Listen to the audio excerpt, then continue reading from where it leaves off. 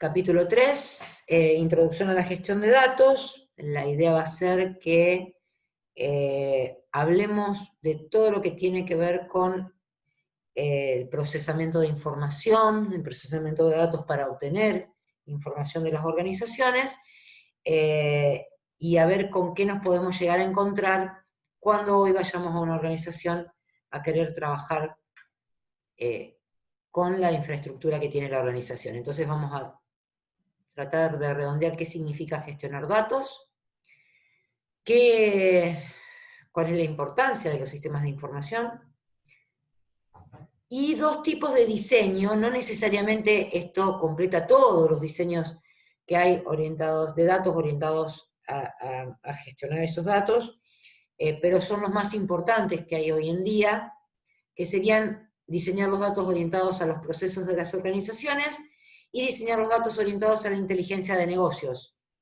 Dos grandes ramas, ahora vamos a ver a qué nos referimos con cada una de ellas, y obviamente dentro de todo esto, tratar de ver con qué normas de seguridad nos podemos manejar y para proteger esos datos, que en muchos casos los datos que manejamos en las organizaciones son sensibles y no todo el mundo tendría que tener la posibilidad de accederlos. Bien, y conclusiones con respecto a eso. Bueno, acá hay una definición que quiero ver si se entiende, o qué entienden ustedes con respecto a esto. Dice, gestionar datos significa administrar los datos de los sistemas de información y de negocio de una organización mediante técnicas y herramientas modernas. A ver, ¿a qué les parece que se refiere eso? Técnicas y herramientas modernas. Soy todo oídos. Y si no hablan, doy por finalizada la clase. El manejo de la información. Bien. Vamos a Por manejar ejemplo, lo que estábamos viendo mediante técnicas y de los herramientas. join y esas cosas. ¿Cómo? Esas serían las técnicas. Por ejemplo, el join y todas esas operaciones que hacíamos, esas no serían como las técnicas que manipulan los datos. Bien, a ver. Vamos un poquitito más arriba, ¿sí? Porque lo que estuvimos viendo hasta recién es algo de más bajo nivel, hacer el modelo de datos, usar... Claro, las herramientas serían más que nada los gestores de base de datos, supongo. Claro, por eso yo Como decía, Microsoft. miremos un poquito más arriba. Ahí ya Es vamos para a optimizar encontrar... A ver. Yo creo que tiene que ver más con para optimizar la información, para generar métodos de búsquedas, para agilizar. Creo que viene más por ahí. Bien. ¿Están de acuerdo el resto? ¿Sí? ¿Cómo organizamos la información en una organización para que esté accesible al usuario? ¿Qué hacemos?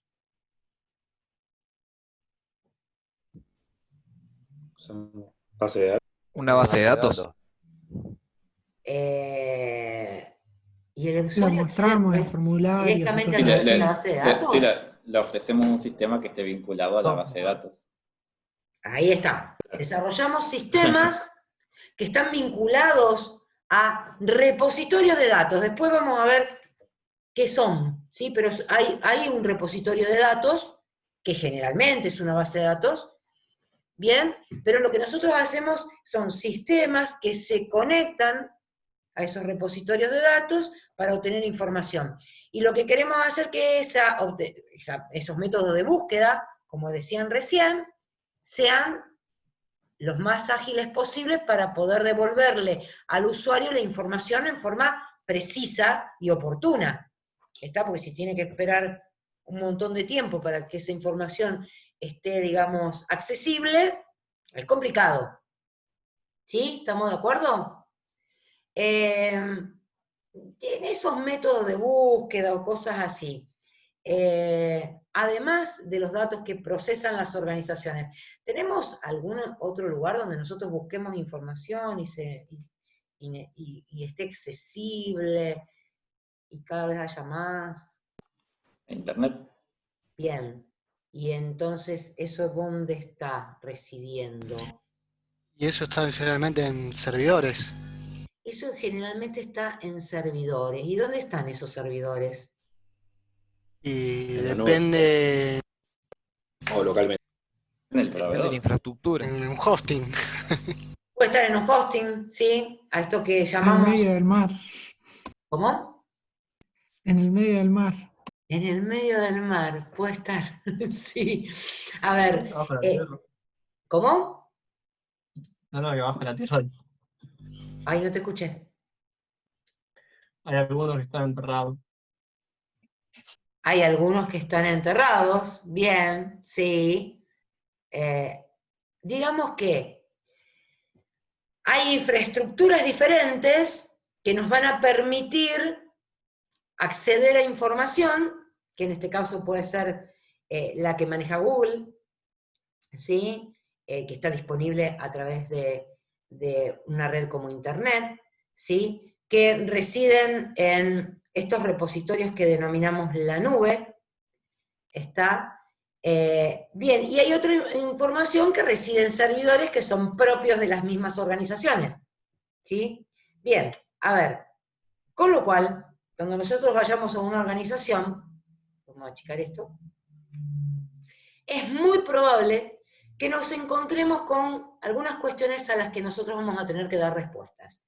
Algunas de esas cuestiones son esta lista que está disponible acá y que la están viendo ustedes. Entonces vamos a tratar de ir repasando esta lista para que nos queden claros algunos conceptos con los que nos vamos a manejar de acá en más en la materia. Una de las cuestiones dice disparidad de arquitecturas de soporte.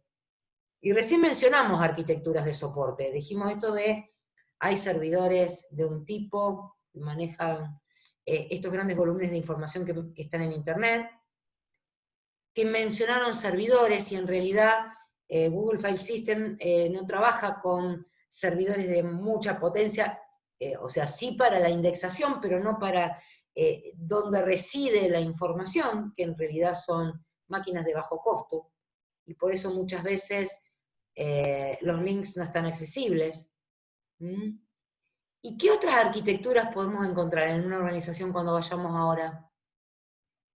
¿Con qué nos podemos encontrar como arquitectura de soporte? Nubes. Y Un Las rack. redes. Diferentes redes con las cuales se conectan las máquinas. ¿Qué más? bueno, con Un rack como servidor local. Cuando hablamos de arquitectura, a ver, no hablamos solamente del hardware, que sí va a ser descentralizada. diferente, sino que hablamos también del software que implementamos arriba de ese hardware. En la arquitectura es algo más completo. O sea, yo tengo que implementar un sistema de información de esto que estábamos hablando recién, que teníamos que desarrollar, que se conectaba a una base de datos o un repositorio de datos, ¿sí? Todo eso reside sobre un hardware y un software de base. Los motores de base de datos. Los distintos gestores de base de datos, pero para yo implementar un gestor de base de datos, ¿qué hay abajo? Un sistema operativo. Un sistema operativo. Y puede ser que nos encontremos con distintos sistemas operativos en las organizaciones. Sí, obvio. Difícil. No sé, ¿Cómo? para tener un orden debería Como ser todo Windows, igual, Linux. supongo. A ver, Alejandro, vamos a dejar hablar a Alejandro que decía algo que no escuché. Sí, que creo que para ser más ordenado debería ser todo igual. ¿Y te parece que es así? La verdad que no lo sé, es lo que supongo. Bien, ¿alguien puede contar si sabe de esto? Por ejemplo, Yo creo, perdón, que capaz en una migración también te quedaron en otras arquitecturas algunas cosas. Si tenías un sistema muy viejo y por ahí una migración, si es muy grande, no pasas todo de una, digamos. Entonces lo tenés Ajá. dividido un poco. Bueno, eso es lo que pasa generalmente en las empresas, que hay sistemas, hay software, ¿sí? Disculpen. ¿Hola? Bien. Hay software, que se llama estos software legados, que corren alguna arquitectura que no se puede migrar. ¿Mm?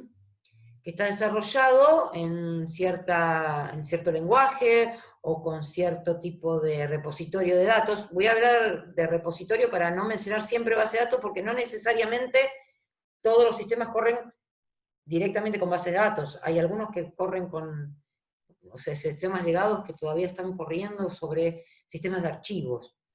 Y de hecho se siguen usando, y hoy están sufriendo las consecuencias de la pandemia también, ¿tá? Porque no se pueden conectar por internet, etc. Bien, entonces vamos a tener sistemas operativos viejos corriendo en unas máquinas, por esto de la migración, que no se pudo hacer, pero también podemos llegar a tener todos nuestros sistemas basados en una arquitectura Linux, por ejemplo, que venía a lo mejor de una arquitectura anterior, que era la de Unix, y eso se pudo migrar, pero las PC que compramos corren Windows. ¿Y se puede conectar eso? Sí. ¿Sí? Sí, totalmente. Bien. Con lo cual, tendríamos que poder conectarlos. Y tendríamos que poder hacer convivir todo eso. Como decía Alejandro recién hace un ratito, y estaría bueno que todo estuviera, digamos, dentro del mismo formato de arquitectura para no volvernos locos. Eso va a ser imposible, chicos. No van a conseguir una organización que tenga todo tan prolijito. Salvo que arranquemos ahora y digamos, bárbaro, vamos a comprar esto, ¿sí? Y todo el mundo, los 200 usuarios que tenemos dentro de la organización van a trabajar software libre y todos van a tener, digamos, las herramientas de ofimática libre y todos vamos a ser felices. Así resulta que esto va a pasar por un tiempo y dentro de 5 años eso está obsoleto y entonces fuimos comprando otro tipo de arquitectura, pero no queremos dejar de utilizar lo que teníamos antes, ¿sí? Porque nuestro cliente no va a querer dejar de utilizar esas arquitecturas que tenía antes porque funcionan, y entonces nos vamos a encontrar otra vez con esta ensalada que vamos a tener que tratar de conectar. Con lo cual, aunque hoy podamos llegar a tener una conectividad total. ¿Cómo estamos? Perdón.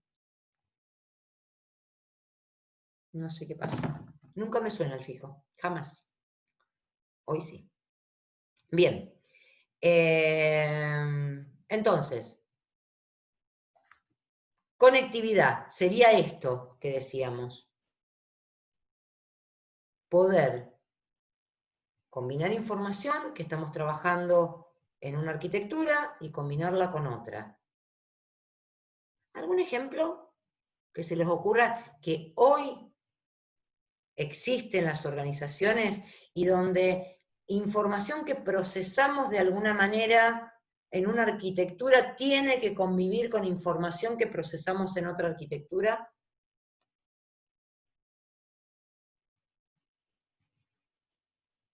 A ver, ayudita. Hoy compramos por internet. Todo, ¿sí? Todas las compras se hacen online o telefónicamente, pero generalmente es online. La O sea, facturación hoy lo online web con la es facturación multiplataforma. Hoy lo web debería ser multiplataforma.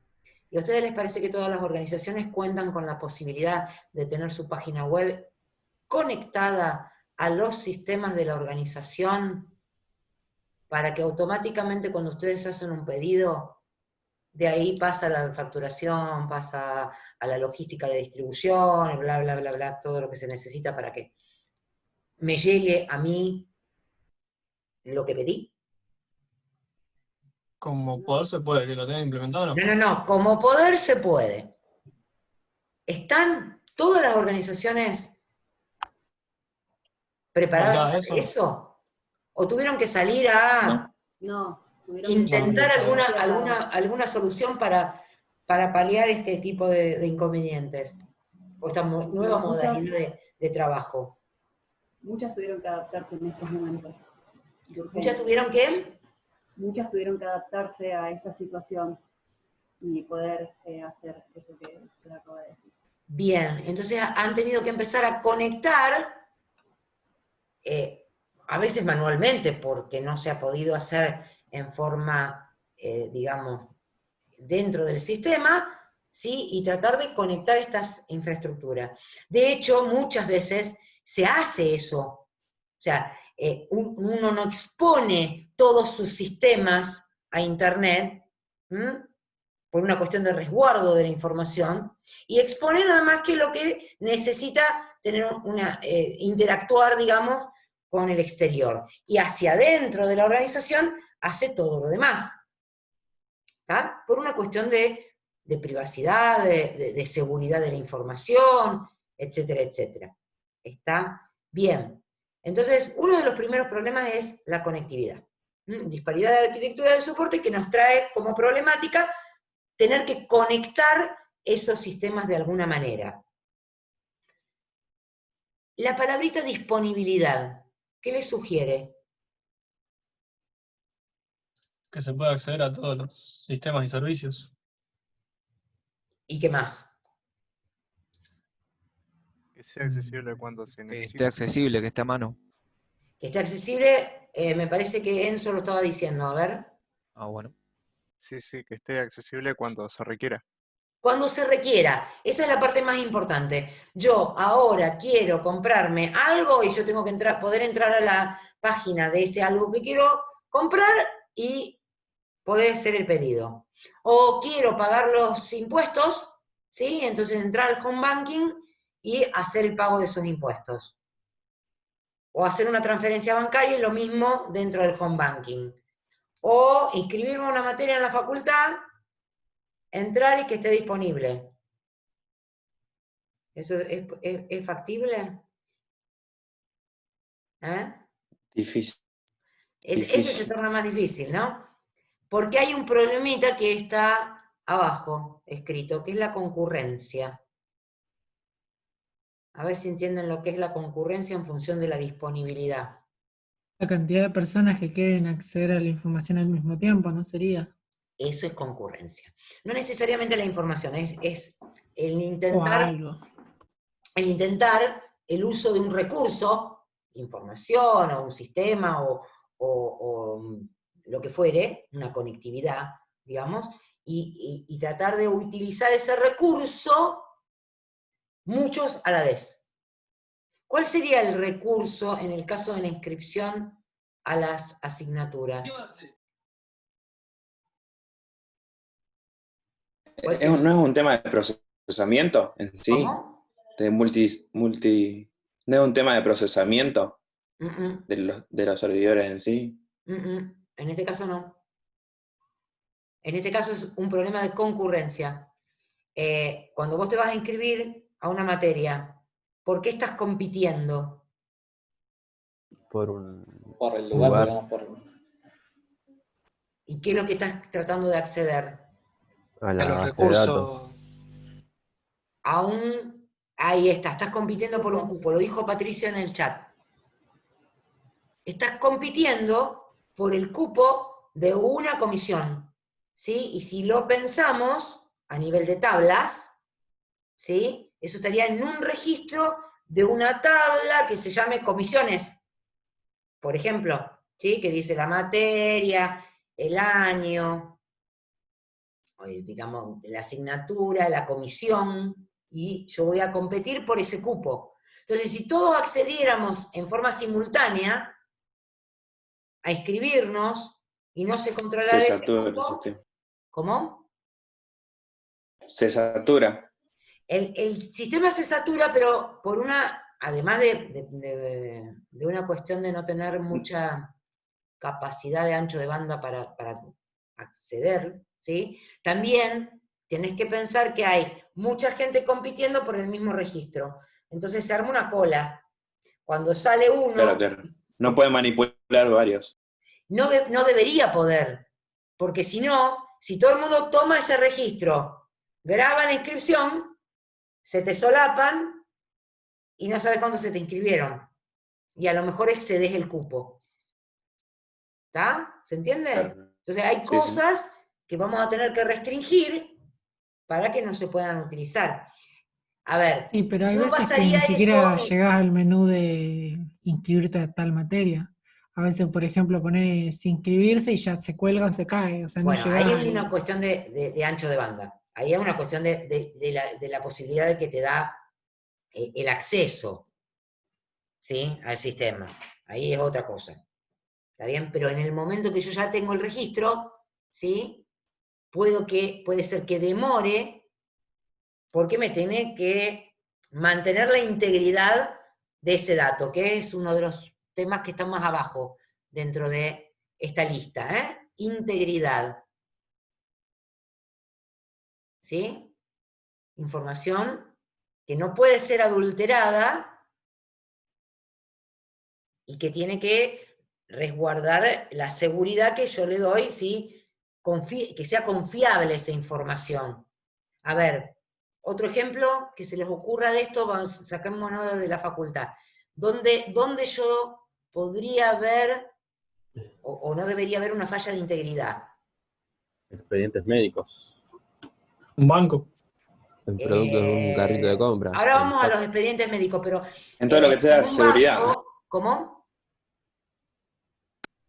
En todo lo que respecte a seguridad. Sí, bueno, la integridad es, a ver, para que ustedes sepan, hay 3 patas de la integridad, que son confidencialidad, de la seguridad, confidencialidad, integridad y disponibilidad. Disponibilidad lo mencionamos recién. La confidencialidad lo vamos a ver dentro del tema de privacidad, ahora lo vamos a hablar, ¿sí? Y la integridad es esto de que no se puede corromper la información. Donde se ve muy bien es, por ejemplo, cuando yo entro al home banking y quiero pagar una factura, ¿sí? Qué sé yo, de la luz, o del gas, o de lo que sea.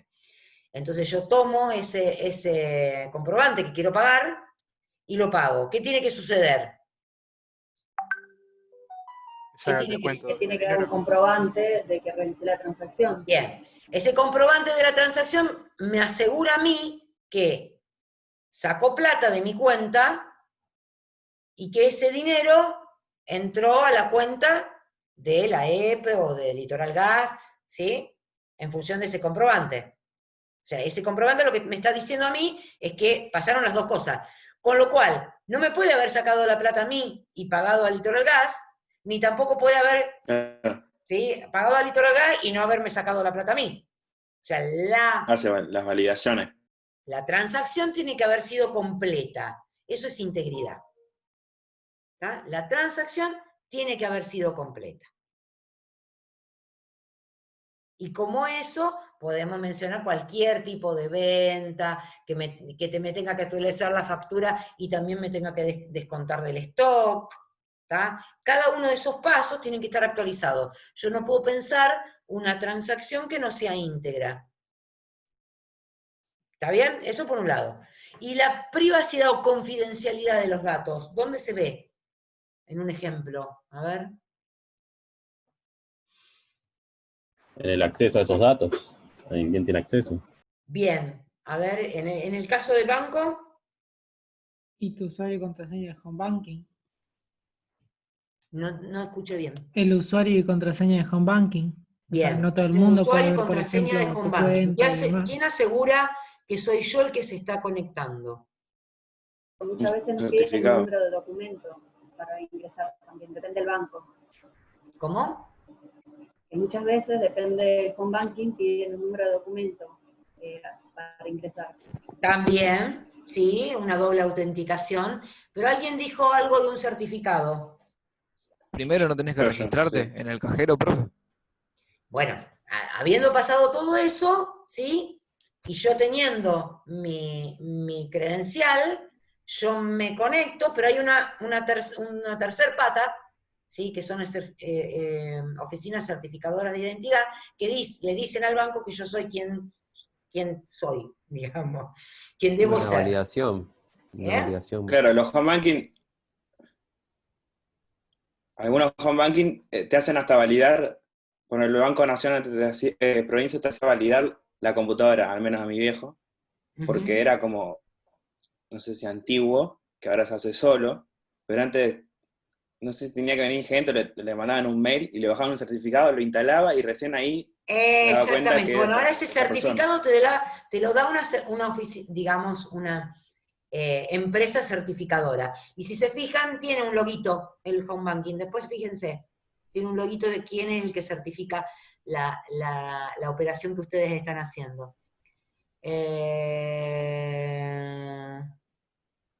Bien, no sé, dice Patricio, cuando cambiás el sistema operativo o algo tenés que hacer todo el proceso de nuevo. ¿A qué te estabas refiriendo? Si es muy seguro, supongo. No, si En no, este caso, mi Google a hijo veces tenía que te avisa hacer eso. también cuando inicias desde otro sistema. En algunos sistemas te piden algunas, digamos, autenticaciones más. Es más, hoy existe lo que se llama doble factor de autenticación.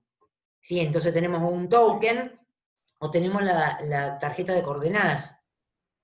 ¿Sí? También. Que para ciertas operaciones, además de haberme logueado y haber digamos, esta certificación de que soy yo el que se está conectando, también hay una cuestión de confidencialidad en función de esa tarjeta que es física, ¿sí? O de un token o algo por el estilo. Bien. Dentro de la seguridad también el cifrado, de primero a final, Bueno. donde vos metés esos, obviamente.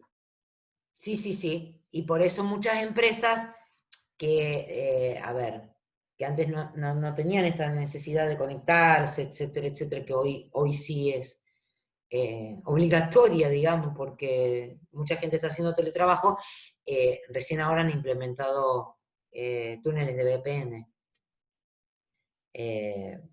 que antes no se necesitaban. Hoy, por ejemplo, la gente de la municipalidad, que se los puede decir Vilma, cada uno de los usuarios se conecta a través de una VPN. No directamente por internet, por una cuestión de seguridad y de privacidad de los datos. Bien.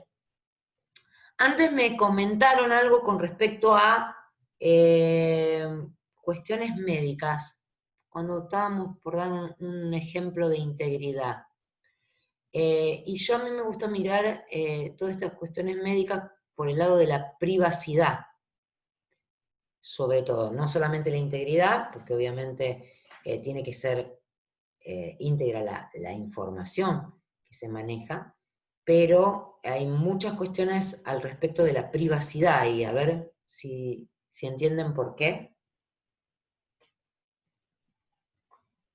Sería porque, por ejemplo, qué sé yo, alguna persona que tiene relevancia en algún ambiente sufra alguna patología o tenga algún problema que otra persona pueda explotar para algún beneficio propio. Exactamente.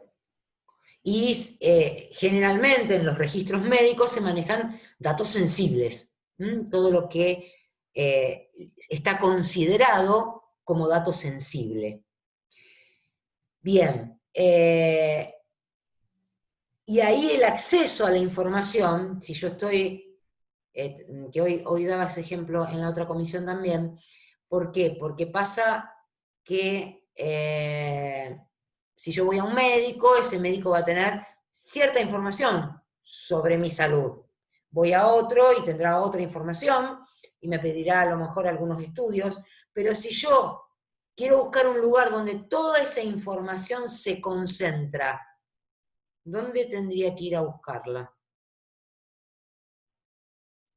¿Qué organización tiene concentrada toda esa información? Ninguno. De nuestra salud, de tu salud. Lo que pasa es que muchos hospitales o lugares en donde te atendés no están, por decirlo así, modernizados y está todo en papel. Entonces no pueden fusionar todas las cosas. En un Bien, principio se ahí, intentó fusionar todo, pero como que, aparte que lleva mucho tiempo, acá es como un poco genial. difícil todo lo que es trámite. Pero a ver, olvídate de los hospitales que hacen a la salud pública y por ahí se complica. Si yo tengo que hacerme cualquier atención, ¿sí? La obra social es la que me autoriza a hacerlo, ¿no? Sí. Bien. Sí. Con lo cual, la obra social va a tener el registro de a qué médico fui, qué medicamentos compré, qué estudios me hice. Pero no necesariamente sabe los diagnósticos. Además sabe los diagnósticos porque si no, no te autoriza las órdenes. Viste que cuando te ponen te dan una, para hacerte un estudio o algo, abajo tienen que poner el diagnóstico. ¿Sí? Con lo cual, Y cuando te cambias de obra social, ¿cómo? tenés que hacer cuando te cambias de obra social, te hace una historia clínica nueva, por lo general. Sí, pero vos tenés que traer tu historia clínica para ver o por lo menos tenés que, digamos, firmar una declaración jurada de que no tenés ciertas enfermedades preexistentes. ¿Sí? Bien. Con lo cual, si yo pienso, ¿quién tiene acceso a esa información en la obra social? Y los empleados, según su auditor. rango. Los empleados que te autorizan las órdenes tienen acceso. ¿El auditor? ¿Y la gente de sistemas? Y más que nada, También, pero es principalmente. como un psicólogo, o depende. sea, no puede como, o sea, ética profesional es... Ajá. ¿Y yo me voy a basar en la ética profesional o me tengo que basar en otra cosa? ¿Mm? Ah, Yo voy No, el de yo voy sistema a tiene los creer datos, pero no le que interesa todo el el mundo es contenido. bueno y nadie me va a robar la información. Jamás. La seguridad va a ir por rango, supongo, ¿no? Bien. Es ahí donde empieza a funcionar la ley, y si hay digamos, se filtra información, vamos a tener que buscar a los culpables, ¿sí? Entonces los de sistemas vamos a caer, digamos, en esto de que a lo mejor se filtró por ahí.